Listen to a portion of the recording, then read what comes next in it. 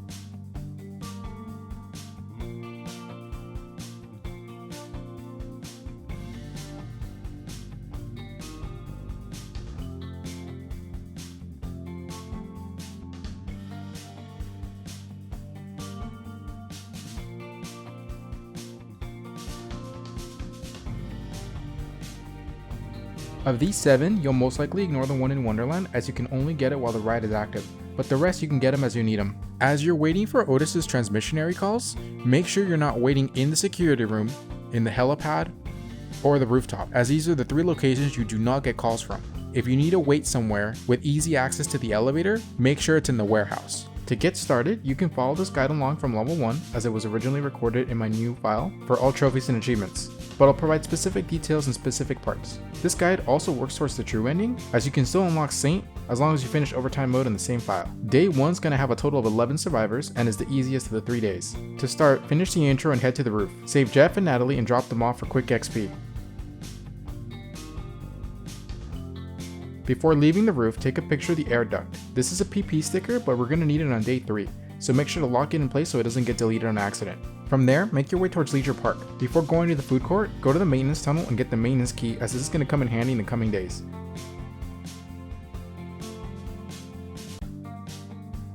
Make sure to complete Kent's photo scoop before continuing the story, as you're going to need to reach a storyline to the conclusion in order to rescue Tad at the end. Once completed, continue the story to the food court. Once you're in the Alfresca Plaza, I suggest you save here. Since you need to wait, you can fast forward time. Wait as close as you can to 5 PM. From there, head into the entrance plaza and continue the story. After regaining control, head upstairs into the In the Closet store and recruit the unmarked survivor build. Once you get the call for the 3 survivors in Alfresca, head back in there and save them. Once you have your small group, save your game in Alfresca. From here, wait until about 7 PM and trigger the nighttime zombie cutscene. After seeing it, head towards Leisure Park and save Sophia. You'll want to take out the convicts here as well, so make sure to bring 2 ranged weapons and a few melee. Get them to crash in the trees to make it a little easier. Once you get everybody, drop them off at the rooftop.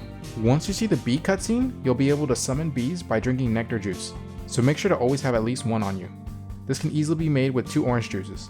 After dropping these survivors off, you'll have to save 4 more for day 1. So if you have any free time, work on some other trophies and achievements or fast forward time. Once you get the call for Adam the Clown, make the Spitfire drink. This is going to allow you to take him down very fast. You can either use 2 bags of chips or cooking oil and bread. Before going towards Wonderland Plaza, wait until you get the Japanese tourist call to not prevent them from spawning in if you're in there already. As you fight bosses, make sure to photograph them to get Psycho Photo Trophy and achievement.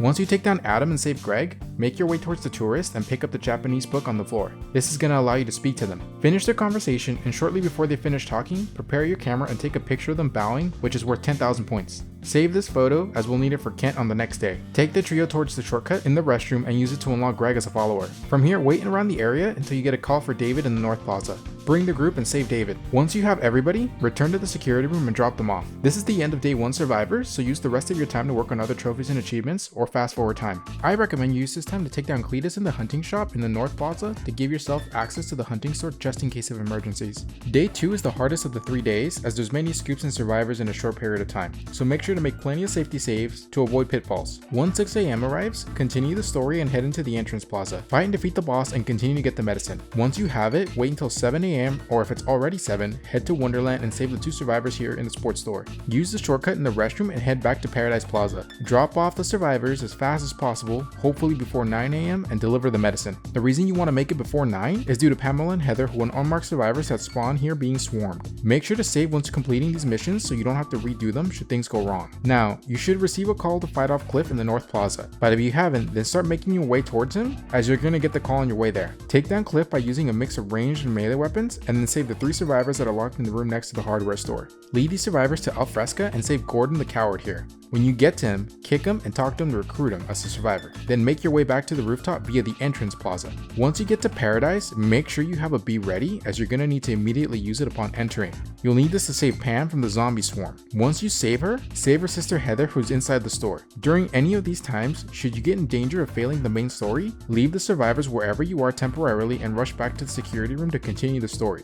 Then simply come back for them. Once you get to the rooftop, you'll need to split your survivors a bit in order to start working towards the Grateful 8 without losing Saint. To do this, you're going to need to unlock the Lift Up skill, which is unlocked between levels 21 to 25, but if you've been following this guide along, you should be about that level. Start by placing a marker away from the stairs leading to the security room. Once you do, simply use the Lift Up move on one of the male survivors and get him as close as you can to the entrance to the security room. Throw him and then quickly run inside to secure him. Repeat this process until only Pam and Heather are left, as you're going to need to bring them with you. At 11 AM, you're going to get a call for Ronald over at the sandwich shop. Give him his food and then recruit him. Take him to the roof and use the Lift Up method to deliver and separate him from the group. At 12 PM, you're going to get a call for Above the Law Scoop in the Wonderland Plaza. Wait in the Paradise Plaza and make sure to complete part 2 of Kent's Scoop to continue into day 3. Continue waiting in the Paradise Plaza once completed with Pam and Heather until 1 PM, then enter Wonderland Plaza. At this point, you'll have 6 survivors in the Wonderland Plaza, 4 from Above the Law, and 2 unmarked survivors that are hanging from the rabbit next to the playground. Use any ranged weapons to drop the 2 hanging survivors and then take down Joe to save the 4 survivors here. Bring everyone back to Paradise using the shortcut. Make sure to keep track of your time and adjust as necessary in case you're in danger of failing the story.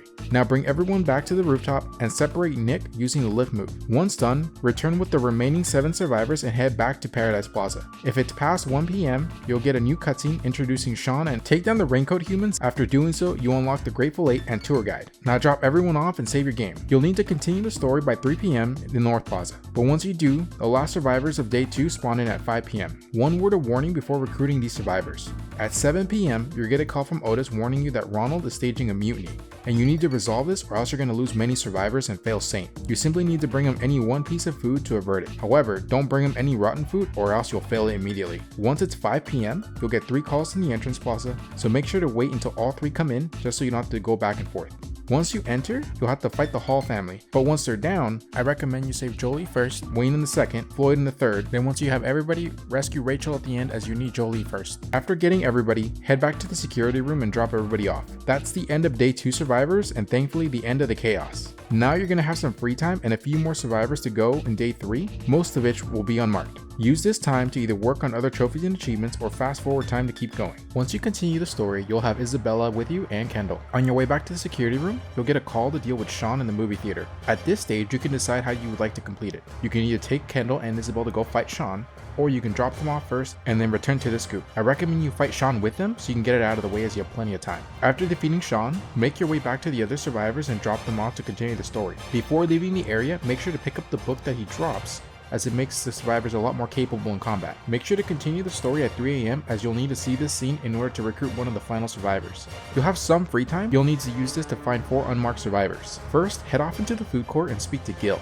Simply talk to him, then attempt to leave to recruit him. Once you have him, head off to the North Plaza into the hunting shack to recruit 3 survivors in there. You'll need the photograph of the air duct from the beginning of the video, so make sure to have it or else you won't be able to recruit them. Once you have all 4, head back to the security room and drop them off. You're going to have some more free time until around 5 AM when you're going to get a call for Paul in the Wonderland Plaza. I recommend you wait until 8 AM where you're going to get another call for Leroy in the Wonderland Plaza. Once you have this call, head over. So in the meantime, work on other trophies and achievements or fast forward time. Once you get to Wonderland, you'll need to take down Paul. And once you do, make sure to pick up one of the fire extinguishers and put out the fire in order to recruit him, as he is a survivor. Save the 2 survivors in the storage room as well, and then head over to Leroy. You're going to see an unmarked survivor here on top of the soccer ball, who you're going to save from the mob. Once you recruit everybody, head back to the security room. Now there's only 3 more events you need to be aware of before you finish the bulk of your Saint run. Make sure you activate all events for the story mode to continue the story, shortly before 12 PM. Make sure you're waiting in the Paradise Plaza and ready for a boss fight. Once it's 12 PM, you're going to trigger a cutscene for part 3 of Kent's Scoop, which has an invisible deadline of 12:05 PM.